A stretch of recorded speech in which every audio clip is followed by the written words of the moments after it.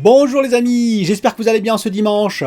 Alors avant la semaine qui s'annonce assez chargée puisqu'on a le CES et oui enfin le Consumer Electronics Show, on va découvrir plein de nouveautés, en particulier sur les téléviseurs pour ce qui me concerne, ce qui m'intéresse.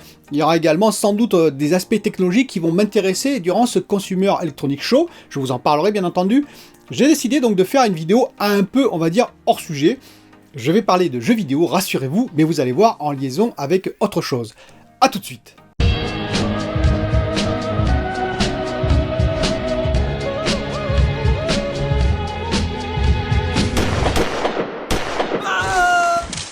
Alors, d'où est tirée l'idée de cette vidéo? Eh bien, j'ai vu une annonce en passant, une annonce qui date d'ailleurs de mars donc 2020, donc ça date, hein, d'un Kickstarter. Alors, Kickstarter, je vous expliquerai ce que c'est, sur un jeu qui est tiré d'un jeu vidéo. Et oui, Horizon Zero Dawn.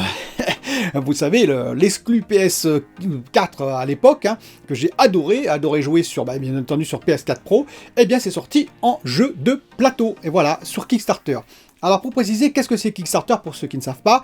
Eh bien c'est, on va dire, une plateforme de financement participatif sur laquelle des gens vont proposer des projets, hein, plus ou moins aboutis, c'est le cas de le dire, et il y a des milliers de projets, hein, donc des jeux et des jeux vidéo, il y a plein d'autres projets également, hein, et donc vous allez participer ou pas, c'est-à-dire que vous allez dire voilà, oui je prends ou je prends pas, et l'avantage de ça c'est que si jamais ce n'est pas financé, parce qu'il faut une certaine somme, c'est ce qu'estiment les créateurs pour que le projet soit financé. Si on n'atteint pas cette somme, vous ne payez rien. Si vous atteignez cette somme, vous allez financer le projet, donc vous allez être débité pour recevoir en compensation, bien entendu, le dit projet.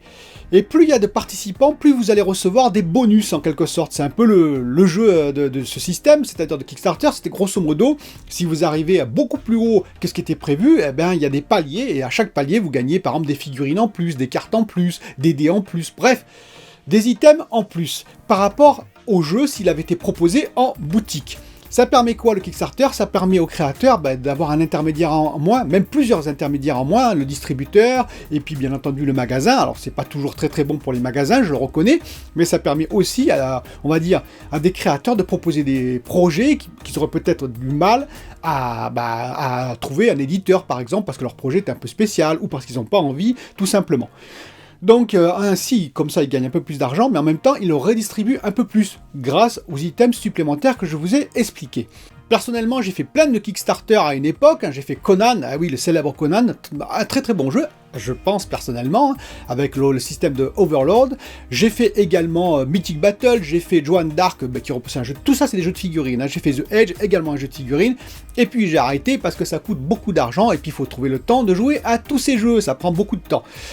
Alors, je vous le dis tout de suite, le défaut du Kickstarter, c'est que des fois, oui, vous vous tombez sur des jeux, on va dire, pas tout à fait finalisés, hein, les règles, voilà, vous voyez ce que je veux dire. Le problème aussi, c'est qu'ils sont pas testés dans le commerce. C'est-à-dire, quand vous achetez un jeu dans le commerce, généralement, vous vous fiez à des notations. Et oui, un peu comme les jeux vidéo, vous allez voir un peu les notations, si vous ne le prenez pas Day One, hein, comme Cyberpunk, et vous pouvez regarder les notations et vous dire, ok, ce jeu-là, il a l'air vraiment super, les joueurs ont apprécié. Et c'est pareil pour les jeux de plateau. Vous regardez les notations, vous dites, ah ouais, ce jeu-là, il a l'air pas mal, à 2, à 3, à 4 en plus, ça dépend à combien vous jouez, ou même seul.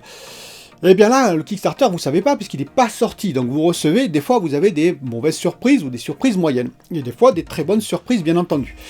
Donc le Kickstarter a été lancé sur Horizon Zero Dawn, et il a été financé, voilà, donc même très bien financé. Donc le jeu est sorti, alors va sortir, excusez-moi, parce que ça prend un certain temps, ensuite, bien entendu, il faut lancer la fabrication, puis la distribution, généralement ça peut prendre 1 an, et oui, 1 an. Donc le jeu il va arriver et on aura les premiers tests, je crois qu'il est arrivé d'ailleurs, où il va arriver et on aura les premiers tests très bientôt, et généralement ce type de jeu, si ça marche bien, il finit dans le commerce. Sans les items supplémentaires qu'on obtient dans le Kickstarter, je le précise, mais on aura probablement la boîte de base de ce jeu. Alors ça m'a poussé à la réflexion, alors déjà je vous proposerai quelques jeux à la fin de cette vidéo, parmi des centaines de jeux, hein. Ça veut dire que pour moi c'est des bons jeux, mais après ça dépend de chacun. Et puis surtout, est-ce que finalement l'adaptation jeu de plateau, jeu vidéo vers le jeu de plateau ou inversement, c'est une bonne chose?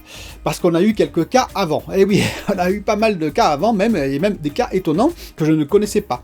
Ainsi, God of War a été adapté, et oui, en jeu de plateau, en jeu de cartes exactement. Et quand je lis les critiques, les quelques critiques, c'est pas terrible apparemment, hein. Ce serait un deck building si j'ai bien compris, et bon, c'est assez moyen en termes de retour.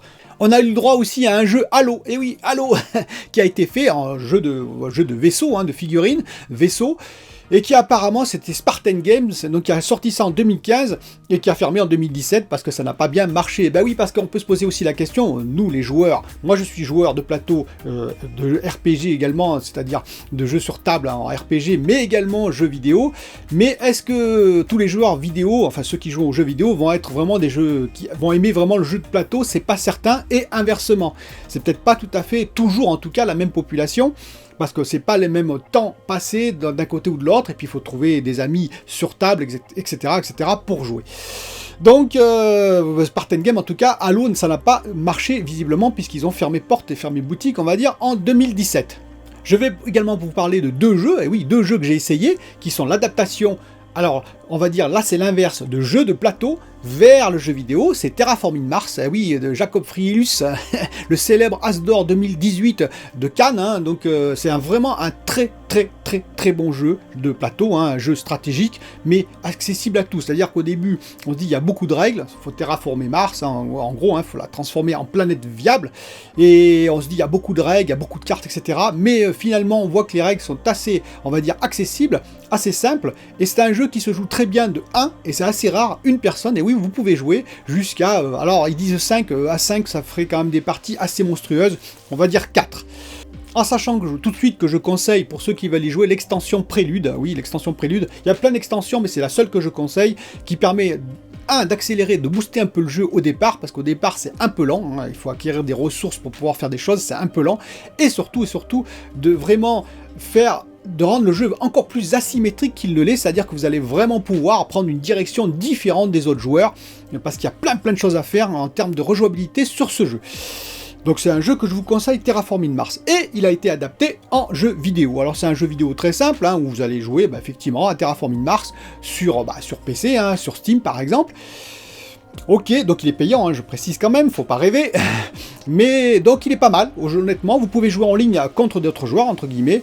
Après, ça reste en dessous pour moi, évidemment, du jeu de plateau sur table. C'est évident, hein, c'est toujours pareil. Hein. On va dire l'original, on peut le copier, l'original reste toujours le meilleur, que ce soit d'un côté ou de l'autre. Il y a également un autre jeu que je peux vous conseiller d'ailleurs, qui est très bon, c'est Star Realms. Star Realms, c'est du deck building, c'est-à-dire que vous allez avoir un jeu de base comme l'adversaire. C'est un jeu qui se joue à 2, hein, je précise, il peut se jouer à 4 avec 2 jeux, mais il se joue à 2 généralement. Et donc vous allez avoir on va dire un set de cartes, c'est que des cartes, hein, qui dès le départ, qui est commun, mais petit à petit vous allez acheter des cartes qui sont sur une rivière au centre de la table, vous allez acheter des cartes différentes, il y a 4 factions différentes, hein, qui ont chacun, asymétriques également, qui ont chacun leur pouvoir, on va dire leur capacité différente, et vous allez ainsi construire votre deck petit à petit, c'est-à-dire augmenter votre puissance, le but étant bien entendu de terrasser l'adversaire. Ça existe également en jeu vidéo, c'est pas mal, il faut avouer, là on est assez proche du jeu de cartes, parce que le jeu de cartes est assez simple, hein, je parle sur table, donc effectivement le jeu vidéo se rapproche très fort, toujours sympa d'avoir une personne en face, bien entendu, c'est toujours plus sympa en jeu de table classique, mais on peut dire que le jeu Star Realms est quand même très bien réussi en jeu vidéo. Alors maintenant je vais quand même vous faire une petite sélection de jeux de plateau, et oui de jeux de plateau, parce que finalement, quand je regarde tout ça, je me dis que non, mais honnêtement, le jeu vidéo, il y a des super jeux vidéo qu'on connaît tous, hein, voilà, dans les différentes plateformes, hein, que ce soit PlayStation, Xbox, Nintendo ou PC. Mais dans le jeu de plateau, effectivement, il y a des jeux de plateau qui sont super et qui sont bien dissociés du jeu vidéo, et oui. Donc, il y en a plusieurs que je vais citer. Déjà, je vais commencer par parler de quelqu'un qui est Bruno Cathala. Et oui, Bruno Cathala, un des très grands créateurs français. Je pense qu'il est dans le top 5 sans aucun problème, dans le top 5. Tant il a créé depuis longtemps des jeux, et des jeux de plateau, je précise, et tellement il en a créé, et tellement il a fait de collaborations. Bruno Cathala, bon, il a 57 ans, hein, il a fait plus de 60 jeux, largement plus de 60 jeux, dont 25 jeux seuls, et tout le reste en collaboration avec une personne. Et c'est assez intelligent de sa part. Je vais vous expliquer pourquoi en tant que créateur. Moi j'écris des livres, comme vous savez. J'ai même essayé de créer quelques jeux, hein, je le reconnais, de plateau. Mais en fait, il faut savoir que quand vous faites une création, vous êtes ancré, on va dire, un peu toujours dans le même schéma. Il est difficile de sortir de votre schéma de pensée, on va dire. Vous pouvez avoir de nouvelles mécaniques, mais c'est difficile, surtout dans le jeu de plateau. Le jeu de plateau, qu'est-ce qui est important? C'est la mécanique que vous allez mettre en place qui doit être intéressante, fluide et novatrice. Et c'est le novateur qui est problématique, c'est le mot novateur, c'est-à-dire à chaque fois se renouveler dans la mécanique. Et Bruno Cathala, il a donc créé beaucoup de jeux, mais effectivement, même lui, il va s'enfermer un petit peu dans les mêmes mécaniques. Difficile de toujours trouver des nouvelles mécaniques. Et comment il va faire? Eh bien, il va s'associer avec d'autres personnes, d'autres modes de pensée, d'autres schémas, on va dire, de pensée, qui va lui permettre.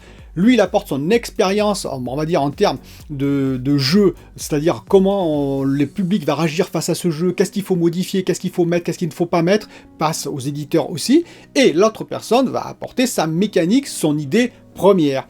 C'est ainsi qu'il a développé plusieurs jeux comme ça. Alors, Bruno Cathala, on va dire, il a fait beaucoup de jeux, mais il y en a un en particulier, c'est Five Tribes, qui a vraiment, je crois que c'est As d'Or 2015, et ça l'a fait vraiment sortir. Alors, il était très connu avant, sans doute, mais là, ça l'a fait sortir vraiment du bois, on va dire. Voilà, c'est le jeu qui est vraiment superbe, hein, Five Tribes. Donc c'est un jeu que je conseille également, n'hésitez pas à aller voir directement, pourquoi pas. Je vous conseille d'ailleurs entre parenthèses des parties sur YouTube, c'est-à-dire vous tapez le nom du jeu et vous allez voir les explications, il y aura des explications claires et nettes en vidéo, c'est bien plus rapide que de lire les règles avec 50 000 pages en tout petit caractère, c'est bien plus, on va dire, visuel. Et en plus ça vous permet de voir si ça correspond ou pas au type de jeu que vous voulez jouer, que vous appréciez.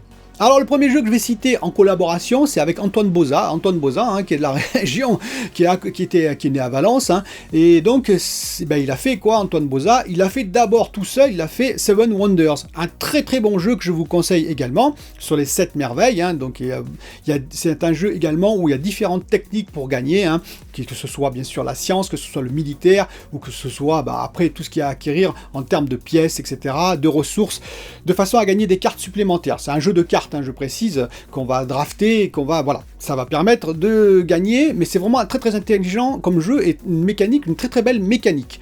Donc Seven Wonders, regardez aussi. Et qu'est-ce qu'il a fait? Après, notre cher Bruno Cathala s'est associé avec Antoine Boza pour faire quoi? Pour faire Seven Wonders Duel, c'est-à-dire un jeu à deux qui est très très efficace. D'ailleurs, Bruno Cathala est vraiment spécialisé, alors il a fait beaucoup de jeux, mais des jeux à deux, il en a fait beaucoup qui sont assez efficaces. Donc si vous êtes deux, Seven Wonders Duel est un très très bon jeu. A noter que Seven Wonders d'ailleurs a été adapté en jeu vidéo, et oui, je ne l'ai pas essayé. Un autre jeu que je peux citer, c'est une collaboration de Florian Siriex avec Bruno Cathala sur Imaginarium. Un très très bon jeu, un jeu à l'aspect steampunk, des très belles illustrations et une mécanique assez innovatrice où vous allez construire des machines et vous allez les coupler ensemble pour faire encore de meilleures machines, etc., etc. Vraiment un très très bon jeu que je vous conseille également parce que d'un aspect assez novateur. On peut également citer avec Charles Chevalier la collaboration de Bruno Cathala, toujours lui encore, pour Abyss. Et oui, un autre jeu qui est vraiment superbe, Abyss dans les profondeurs. Vous allez donc jouer un maître des abysses, des profondeurs marines, et vous allez devoir prendre le pouvoir par différents systèmes qui sont vraiment très efficaces. Voilà, je trouve que tous ces jeux ont une mécanique différente, donc c'est assez intéressant de les explorer et de voir un petit peu, on va dire, les mécaniques et d'en profiter dans des jeux de plateau. On peut citer également Marc-André qui n'a pas fait le jeu avec Bruno Cathala, il l'a fait seul, qui s'appelle Splendor. Alors Splendor, c'est un jeu superbe, c'est un jeu où vous allez collecter des gemmes différentes de façon à collecter des cartes. Ces cartes vont vous permettre d'augmenter, de produire plus de gemmes, de gagner donc des cartes supplémentaires. Il y a 3 rangées de cartes, plus elles sont puissantes, plus elles sont chères. Et bien entendu, c'est un nombre de points de victoire qui va vous permettre de gagner à la fin le premier. Mais c'est un jeu tout simple, avec une mécanique, on va dire, hyper simple et hyper efficace. C'est ce genre de jeu qui est assez plaisant, c'est-à-dire quand vous avez des mécaniques qui se déroulent toutes seules, et voilà, vous avez quand même plusieurs stratégies, et au final, vous prenez plaisir, et c'est assez rapide comme jeu, je le précise, ça se joue très très bien à 2, 3 ou 4. Le dernier jeu que je vais citer, bien entendu, c'est l'As d'Or 2016, c'est Mysterium. Mysterium, c'est aussi une autre mécanique, c'est pour ça que je le cite, c'est-à-dire que là, vous allez jouer, il y a une personne c'est un jeu collaboratif, vous allez jouer, une personne va jouer un fantôme, et ce fantôme, il a été tué par quelqu'un. Et les autres personnes vont devoir découvrir pour qui a tué le fantôme sans pouvoir parler. Le fantôme ne peut pas parler. Les gens peuvent parler entre eux, mais le fantôme ne peut pas parler. Et il va simplement donner des cartes où il y a des dessins assez approximatifs et qui vont indiquer quel est le lieu, quelle est l'arme du crime, quel est le mobile, etc. Et avec ça, bah, vous allez devoir après faire des suppositions, les gens qui sont autour de la table, pour savoir quel est le tueur parmi un certain nombre de personnalités. Voilà. Donc c'est assez intéressant comme jeu parce que ça a encore une mécanique différente. Donc voilà, c'était une courte vidéo bah, un petit peu sur le jeu de plateau, la relation avec le jeu vidéo. Moi je vous conseille plutôt d'explorer le jeu de plateau indépendamment du jeu vidéo. Il peut y avoir de bonnes adaptations, hein, je ne dis pas le contraire, mais généralement, voilà, c'est deux mondes un petit peu parallèles, qui, on va dire, sont tout aussi ludiques l'un que l'autre, mais différents, basés sur on va dire, des concepts un peu différents. Je vous dis à très bientôt, en particulier pour le CES, pour une autre vidéo.